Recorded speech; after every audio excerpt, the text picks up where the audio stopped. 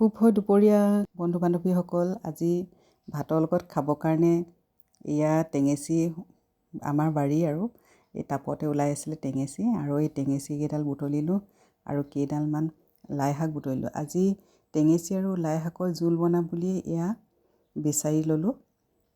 আৰু যিহেতু এইকেইডাল শাক মানে খেতি কৰিলেও পোৱা নাযায়, টাপতে ধুনীয়াকৈ ওলাই আছিলে আৰু টাপৰ পৰাই এনেকৈ বুটলি ল'লোঁ।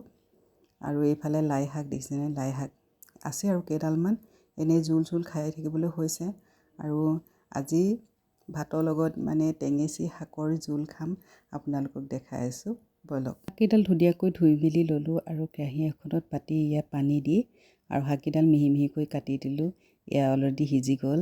এয়া চাওকচোন, আমি এনেকৈ আৰু মানে কালাৰটো খুব ধুনীয়া আহিছে, যিহেতু টেঙেচি পাতৰ হয়। ফুল কেইপামান আছিলে যে অকণমান ৰঙচুৱা নিচিনা, চাওকচোন খাবলৈ অকণমান টেঙি হৈছে।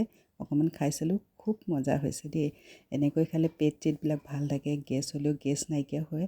আৰু এনেকৈ খাই কিন্তু মই বৰ ভাল পাওঁ। কিন্তু আমাৰ আকৌ মানুহজনে আকৌ দাইল হ'লেহে ভাল পায়, মোৰ কিন্তু বৰ ভাল লাগে। আজিলৈ ভিডিঅ'টো ইমানেই আছিল। Bye bye.